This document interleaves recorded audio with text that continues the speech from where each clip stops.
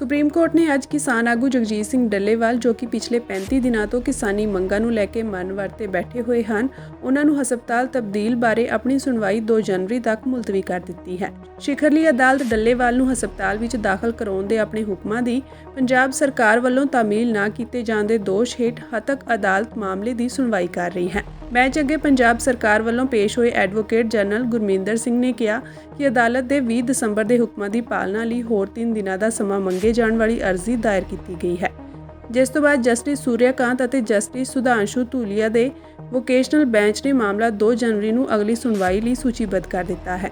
ਗੁਰਮਿੰਦਰ ਸਿੰਘ ਨੇ ਕਿਹਾ ਕਿ ਵਾਰਤਾਕਾਰਾਂ ਦੀ ਇੱਕ ਟੀਮ ਕਿਸਾਨ ਅੰਦੋਲਨ ਦੇ ਢਾਬੀ ਗੁਜਰਾਂ ਖਨੌਰੀ ਬਾਰਡਰ ਤੇ ਸਥਿਤ ਮੋਰਚੇ ਉੱਤੇ ਅੰਦੋਲਨਕਾਰੀ ਕਿਸਾਨਾਂ ਨਾਲ ਗੱਲਬਾਤ ਕਰ ਰਹੀ ਹੈ ਅਤੇ ਡੱਲੇਵਾਲ ਨੂੰ ਖਨੌਰੀ ਸਰਹੱਦ ਦੇ ਪੰਜਾਬ ਵਾਲੇ ਪਾਸੇ ਨੇੜਲੇ ਅਸਥਾਈ ਹਸਪਤਾਲ ਵਿੱਚ ਤਬਦੀਲ ਕਰਨ ਦੀ ਕੋਸ਼ਿਸ਼ ਕੀਤੀ ਜਾ ਰਹੀ ਹੈ। ਬੈਂਚ ਨੇ ਕਿਹਾ ਕਿ ਉਹ ਮੁਜ਼ਾਹਰਾਕਾਰੀ ਕਿਸਾਨਾਂ ਨਾਲ ਗੱਲਬਾਤ ਦੇ ਮਸਲੇ ਤੇ ਕੋਈ ਟਿੱਪਣੀ ਨਹੀਂ ਕਰਨਾ ਚਾਹੁੰਦਾ, ਉਹ ਸਿਰਫ ਆਪਣੇ ਪਹਿਲੇ ਆਦੇਸ਼ਾਂ ਦੀ ਪਾਲਣਾ ਚਾਹੁੰਦਾ ਹੈ। ਇਸ ਪਿੱਛੋਂ ਬੈਂਚ ਨੇ ਐਡਵੋਕੇਟ ਜਨਰਲ ਦੀਆਂ ਦਲੀਲਾਂ ਦਰਜ ਕੀਤੀਆਂ ਤੇ ਮਾਮਲੇ ਦੀ ਸੁਣਵਾਈ ਅੱਗੇ ਪਾ ਦਿੱਤੀ। ਗੌਰਤਲਬ ਹੈ ਕਿ ਇਸ ਤੋਂ ਪਹਿਲਾਂ 28 ਦਸੰਬਰ ਨੂੰ ਸੁਪਰੀਮ ਕੋਰਟ ਨੇ ਡੱਲੇਵਾਲ ਨੂੰ ਹਸਪਤਾਲ ਵਿੱਚ ਤਬਦੀਲ ਨਾ ਕਰਨ ਤੇ ਪੰਜਾਬ ਸਰਕਾਰ ਦੀ ਸਖਤ ਝਾੜ-ਝੰਮ ਕੀਤੀ ਸੀ। ਡੱਲੇਵਾਲ 26 ਨਵੰਬਰ ਤੋਂ ਪੰਜਾਬ ਅਤੇ ਹਰਿਆਣਾ ਵਿਚਕਾਰ ਢਾਬੀ ਗੁਜਰਾਂ ਖਨੌਰੀ ਸਰਹੱਦ ਪੁਆਇੰਟ ਤੇ ਮਨ ਵਰਤੇ ਬੈਠੇ ਹੋਏ ਹਨ ਤਾਂ ਜੋ ਕੇਂਦਰ ਤੇ ਕਿਸਾਨਾਂ ਦੀਆਂ ਮੰਗਾਂ ਨੂੰ ਮੰਨਣ ਲਈ ਦਬਾਅ ਪਾਇਆ ਜਾ ਸਕੇ, ਜਿਸ ਵਿੱਚ ਫਸਲਾਂ ਲਈ ਘੱਟੋ-ਘੱਟ ਸਮਰਥਨ ਮੁੱਲ ਦੀ ਕਾਨੂੰਨੀ ਗਰੰਟੀ ਦੇਣ ਦੀ ਵੀ ਮੰਗ ਸ਼ਾमिल है। आज आपको पता ही है कि सरदार जगजीत सिंह डल्लेवाल जी के आमरण अनशन का 36वां दिन है और उनकी सेहत में लगातार गिरावट आ रही है। जो अनशन शुरू करने से पहले जो उनका शरीर था, आज उसका मात्र 35 से 40% ही शरीर रह गया। शरीर के अंदर सिर्फ हड्डियां ही बची हैं, जो मांस या जो फैट जो भी था वो बिल्कुल पूरे तरीके से खत्म हो गया है। कल रात को लगभग 11 साढ़े 11 बजे के आसपास अचानक से उनका ब्लड प्रेशर नीचे गिर के 70 कम है।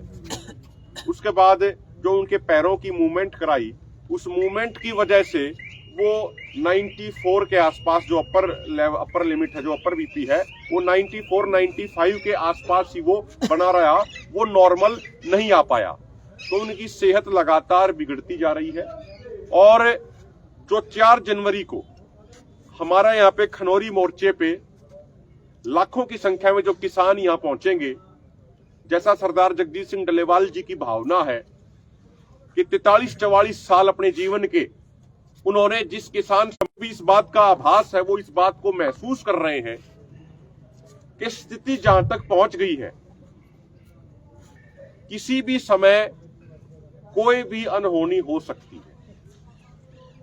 लेकिन सरदार जगजीत सिंह डल्लेवाल जी के इरादे, उनका हौसला पूरे तरीके से मजबूत है, पूरे तरीके से बुलंद है। तो जो हमारी 4 जनवरी की यहाँ पे लाखों की संख्या में जो किसान यहाँ पे आने हैं, जो महापंचायत यहाँ पे होगी, उसके लिए स्टेट वाइज हमारी पूरी तैयारियां चल रही है। कल हमारे कर्नाटका से भी किसानों का एक बड़ा जत्था यहाँ कल आ जाएगा, वो लगातार यहीं पे स्टे करेगा। हमने मीटिंग करके हरियाणा की भी जिले वाइज ड्यूटियां लगाई है। पंजाब के साथियों ने पंजाब में भी जिले वाइज उसका जो प्रचार करना है उसकी रणनीति बनाई है। राजस्थान के साथियों ने भी उसकी पूरी रणनीति बनाई है। और हम तमाम देशवासियों से ये प्रार्थना करना चाह रहे हैं, ये निवेदन करना चाह रहे हैं कि तमाम किसान भाई अपने परिवार के साथ, अपने बच्चों को साथ लेके 4 जनवरी को खनौरी मोर्चे पर पहुंचे, ताकि जो हमारी अगली पीढ़ी है, जो नौजवान है, जो बच्चे हैं, वो भी इस बात को सीख पाए कि किस तरीके से नॉन वायलेंस और अहिंसा के सिद्धांतों पर रह के मोर्चा लड़ा जाता है, मोर्चा जीता जाता है। सरकारों से अपनी मांगे किस तरीके से मनवाई जाती हैं, किस तरीके से आंदोलन लड़ा जाना चाहिए, वो चीज ये देख सके, अहिंसा और नॉन वायलेंस के प्रिंसिपल्स को वो सीख सके। तो हमारी सभी देशवासियों से सरदार जगजीत सिंह डल्लेवाल जी की तरफ से ये निवेदन है, ये प्रार्थना है कि 4 जनवरी को सुबह 10 बजे तक खनौरी मोर्चे पे अधिक से अधिक संख्या में पहुंचे। सरदार जगजीत सिंह डल्लेवाल जी उन सब के दर्शन करना चाह रहे हैं और वो उस दिन अपना 2-3 मिनट का एक बहुत महत्वपूर्ण संदेश भी देंगे। उस दिन वो इस दिशा में भी बात रखेंगे कि इस लड़ाई को किस तरीके से आगे लेके जाना है, ये तमाम देशवासियों को भी वो संदेश देंगे। तो हमारी सबसे प्रार्थना है कि 4 तारीख को सभी देशवासी अधिक से अधिक संख्या में 10 बजे तक खनौरी मोर्चे पर पहुंचे। मैं निवेदन करूंगा आदरणीय इंद्रजीत सिंह कोटमुड्डा जी वो अपनी बात रखेंगे। कोटमुड्डा जी। और मैं हुणे ही सरदार जगजीत सिंह डल्लेवाल ਦੇ ਕੋਲੇ ਗਿਆ, ਉੱਥੋਂ ਮਿਲ ਕੇ ਵੀ ਆਇਆ। ਸਰੀਰ ਪੱਖੋਂ ਤਾਂ ਉਹਦਾ ਜਿਵੇਂ ਆਪਣੇ ਮੰਨੂ ਜੀ ਨੇ ਸਾਰੀ ਗੱਲਬਾਤ ਦੱਸੀ ਆ ਕਿ ਬਹੁਤ ਪਿੱਛੇ ਹਟ ਗਿਆ, ਜਾਣੀ ਕਿ ਕੱਲੀਆਂ ਹੱਡੀਆਂ ਹੀ ਚਮਕਦੀਆਂ। ਔਰ ਉਹਦੇ ਨਾਲ ਜਿਹੜੀ ਇਹਨਾਂ ਨੇ ਗੱਲ ਰੱਖੀ ਕਿ ਜਿਹੜਾ ਕੱਲ ਵਾਲਾ ਪੰਜਾਬ ਪੱਧਰ ਤੇ ਪ੍ਰੋਗਰਾਮ ਸੀਗਾ, 2 ਹੀ ਸ਼ਬਦ ਬੋਲੇ ਕਿ ਮੈਨੂੰ ਇੱਕ ਸਿਰਫ ਬਗੈਰ ਅੰਨ ਤੋਂ ਬਗੈਰ ਰੋਟੀ ਤੋਂ ਇੱਕ ਸਿਰਫ ਮੈਨੂੰ ਆਪਣੇ ਪਰਿਵਾਰ ਦੀ ਹੀ એનર્ਜੀ ਆ ਕਿ ਜਿਹੜੀ ਕੱਲ ਮੈਨੂੰ ਵੱਡੇ ਪੱਧਰ ਤੇ ਪੰਜਾਬ ਲੈਵਲ ਤੇ એનર્ਜੀ ਮਿਲੀ ਹੈ। ਔਰ ਇਸੇ ਬੇਸ ਤੇ ਹੀ ਮੈਂ ਧੰਨਵਾਦ ਕਰਦਾ। ਔਰ ਉਹਦੇ ਨਾਲ ਜਿਹੜਾ 4 ਜਨਵਰੀ ਨੂੰ ਪ੍ਰੋਗਰਾਮ ਰੱਖਿਆ 2025 ਦੇ ਵਿੱਚ ਖਨੌਰੀ ਬਾਰਡਰ ਪਹੁੰਚਣ ਦਾ ਸਾਰੇ ਦੇਸ਼ ਵਾਸੀਆਂ ਨੂੰ, ਉਹਦੇ 2 ਹੀ ਸ਼ਬਦ ਸੀ ਕਿ ਮੇਰਾ ਭਾਰਤ, ਮੇਰਾ ਦੇਸ਼, ਮੇਰਾ ਪਰਿਵਾਰ ਆ। ਔਰ ਮੈਂ ਆਪਣੇ ਸਾਰੇ ਪਰਿਵਾਰ ਦੇ ਦਰਸ਼ਨ ਕਰਨਾ ਚਾਹੁੰਦਾ। ਮੇਰੀ ਇਹ ਭਾਵਨਾ ਔਰ ਮੇਰੀ ਭਾਵਨਾ ਜਿਵੇਂ ਪੰਜਾਬ ਨੇ ਇੱਧਰੋਂ ਪੂਰੀ ਕੀਤੀ ਕੱਲ ਦੇ, ਇੱਦਾਂ ਹੀ ਪੂਰੀ ਹੋਵੇ ਤਾਂ ਫਿਰ ਮੈਨੂੰ ਕੋਈ ਜਿੰਨੀ ਕੁ ਪੂੰਜੀ ਬਚੀ ਆ ਸਵਾਸਾਂ ਦੀ, ਉਹ ਮੈਨੂੰ એનર્ਜੀ ਮਿਲ ਸਕੇ।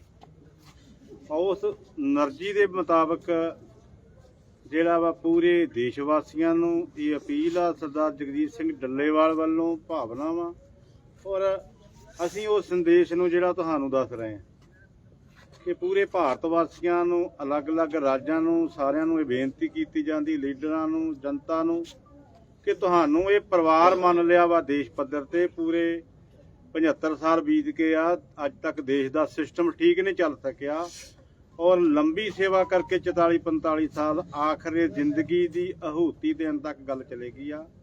ਔਰ ਮੈਂ ਇਹ ਚਾਹੁੰਦਾ ਕਿ ਮੈਂ ਆਪਣੇ ਦੇਸ਼ ਦੇ ਪਰਿਵਾਰ ਦੀ, ਸਾਡੀਆਂ ਬੱਚੀਆਂ, ਸਾਡੀਆਂ ਭੈਣਾਂ, ਸਾਡੀਆਂ ਮਾਵਾਂ, ਸਾਡੇ ਭਰਾ, ਬੱਚੇ ਔਰ ਬਜ਼ੁਰਗ ਜਿਹੜੇ ਆ, ਮੈਂ ਉਹਨਾਂ ਦਾ ਦਰਸ਼ਨ ਕਰ ਸਕਾਂ ਔਰ ਉਹ ਦਰਸ਼ਨ ਕਰਕੇ ਜਿੰਨੀ ਕੁ ਮੇਰੇ ਜ਼ਿੰਦਗੀ ਦੀ ਪੂੰਜੀ ਆ ਉਹਦੀ ਮੈਨੂੰ એનર્ਜੀ ਮਿਲ ਸਕੇ।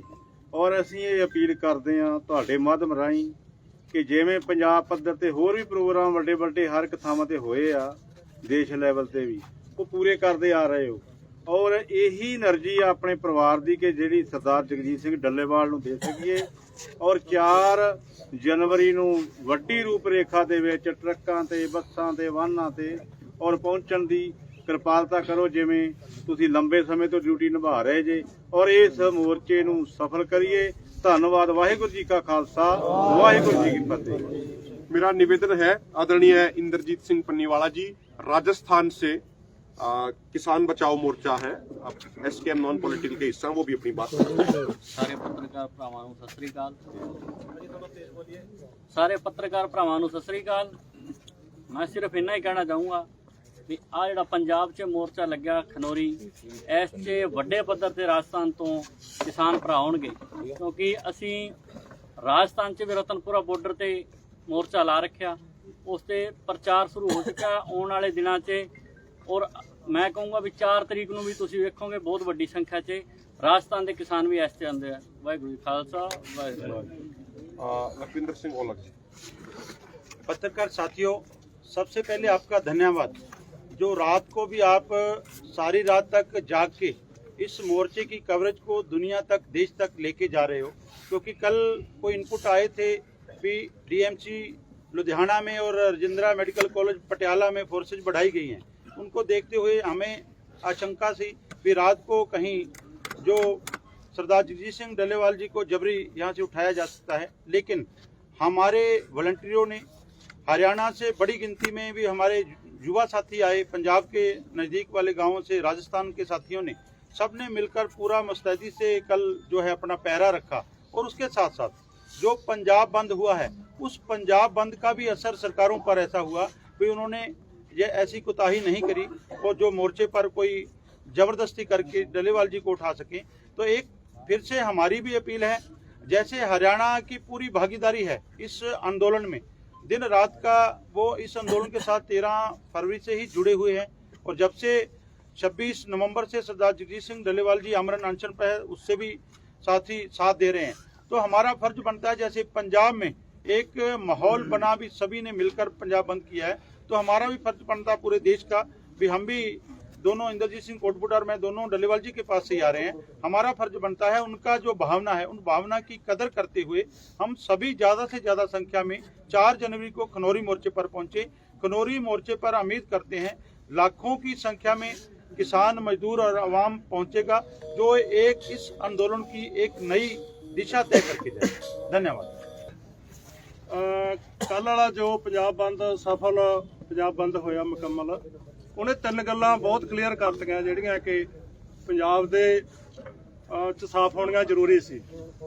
ਪਹਿਲੀ ਤਾਂ ਜੋ ਇਹ ਕਿਹਾ ਜਾ ਰਿਹਾ ਸੀਗਾ ਬਹੁਤ ਜਿਹੜੀ ਮਰਨ ਵਰਤ ਵਾਲੀ ਜਿਹੜੀ ਇਹ 26 ਨਵੰਬਰ ਤੋਂ ਸ਼ੁਰੂ ਕੀਤਾ ਘੋਲ ਦਾ ਇੱਕ ਢੰਗ ਕਹਿ ਲਓ, ਇੱਕ ਫਾਰਮ ਹੈ। ਕਿਹਾ ਜਾ ਰਿਹਾ ਸੀਗਾ ਵੀ ਇਹ ਸਿੱਖੀ ਰਵਾਇਤਾਂ ਅਨੁਸਾਰ ਨਹੀਂ ਜਾਂ ਇਹ ਹੋਰ ਕਈ ਕਿਸਮ ਦੀਆਂ ਵੀ ਇਹ ਠੀਕ ਨਹੀਂ, ਫਾਰਮ ਨਹੀਂ ਢੁਕਵੀਂ।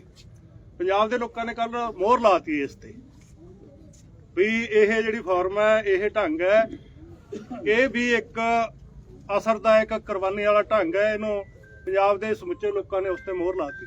ਦੂਸਰੀ ਜੋ ਨਰੇਟਿਵ ਫੈਲਾਇਆ ਜਾ ਰਿਹਾ ਸੀਗਾ ਵੀ ਕੁਝ ਕੁ ਬੰਦਿਆਂ ਨੇ, ਕੁਝ ਕੁ ਜਥੇਬੰਦੀਆਂ ਨੇ ਸ਼ੁਰੂ ਕਰ ਲਿਆ ਤੇ ਇਸ ਕਰਕੇ ਪੰਜਾਬ ਦੇ ਲੋਕਾਂ ਦਾ ਸਮਰਥਨ ਨਹੀਂ ਮਿਲ ਰਿਹਾ, ਸਾਰੇ ਵਰਗਾਂ ਦਾ ਹੁਣ ਤੱਕ ਨਹੀਂ ਸਮਰਥਨ ਮਿਲ ਜਾਂਦਾ। ਕੱਲ ਵਾਲੇ ਬੰਦ ਨੇ ਇਹ ਵੀ ਮੋਹਰ ਲਾਤੀ ਵੀ ਭਾਵੇਂ ਕੁਛ ਨੇ ਸ਼ੁਰੂ ਕੀਤਾ, ਛੇਤੀ ਸ਼ੁਰੂ ਕਰ ਲਿਆ, ਸਮੇਂ ਤੋਂ ਪਹਿਲਾਂ ਸ਼ੁਰੂ ਕਰ ਲਿਆ, ਪਰ ਪੰਜਾਬ ਦੇ ਲੋਕਾਂ ਨੇ ਕਹਿਤਾ ਵੀ ਇਹ ਅਗਵਾਈ ਹੈ ਜਿਹੜੀ ਜਿਨ੍ਹਾਂ ਨੇ ਸ਼ੁਰੂ ਕੀਤਾ ਠੀਕ ਹੈ ਤੇ ਮੰਗਾਂ ਵੀ ਠੀਕ। ਤੀਜਾ ਜਿਹੜਾ ਕਹਿੰਦੇ ਸੀ ਵੀ ਏਜੰਡਾ ਹੀ ਨਹੀਂ ਇਹਨਾਂ ਕੋਲ ਕੋਈ, ਕਈ ਕਹਿੰਦੇ ਸੀਗੇ ਵੀ ਸਰਕਾਰ ਕਿੱਥੋਂ ਗੱਲ ਕਰੇ, ਕੋਈ ਏਜੰਡਾ ਨਹੀਂ। ਆਪਾਂ ਕਹਿੰਦੇ ਸੀ 80 ਕਰੋੜ ਲੋਕਾਂ ਦਾ ਏਜੰਡਾ ਹੈ। ਸੋ ਉਸ ਤੇ ਵੀ ਮੋਹਰ ਲੱਗ ਗਈ ਵੀ ਮੰਗਾਂ ਵੀ ਜਿਹੜਾ ਏਜੰਡਾ ਵੀ ਹੈ, ਇਹ ਜਿਹੜਾ ਢੁਕਮਾ ਹੈਗਾ, ਤਾਂ ਹੀ ਲੋਕਾਂ ਨੇ ਇਹਨਾਂ ਭਰਮਾ ਸਮਰਥਨ ਦਿੱਤਾ। ਜਿਨ੍ਹਾਂ ਨੂੰ ਨਹੀਂ ਵੀ ਕਿਹਾ ਸੀਗਾ ਬਾਜ਼ਾਰ ਬੰਦ ਕੀਤੇ, ਆਪਣੇ ਮੁਹਾਰੇ ਬੰਦ ਕਰਕੇ ਪੂਰੀ ਫੁੱਲ ਸਮਰਥਨ ਕੀਤਾ। 3 ਗੱਲਾਂ ਦਾ ਜਿਹੜਾ ਰੇੜਕਾ ਸੀਗਾ, ਉਸ ਬੁੱਧੀਜੀਵੀ ਵੀ ਜਿਹੜੇ ਥਾਉਂਦੇ ਹੁੰਦੇ ਸੀਗੇ ਵੀ ਇਹ ਗੱਲਾਂ ਨਹੀਂ, ਉਹ ਸਾਰਿਆਂ ਦਾ ਜਵਾਬ ਹੈ ਜਿਹੜਾ ਕੱਲ ਵਾਲੇ ਬੰਦ ਨੇ ਦੇਤਾ। ਸਾਰਿਆਂ ਦਾ ਅਸੀਂ ਧੰਨਵਾਦ ਕਰਦੇ ਹਾਂ। ਵਾਹਿਗੁਰੂ ਜੀ ਕਾ ਖਾਲਸਾ, ਵਾਹਿਗੁਰੂ ਜੀ ਕੀ ਫਤਿਹ।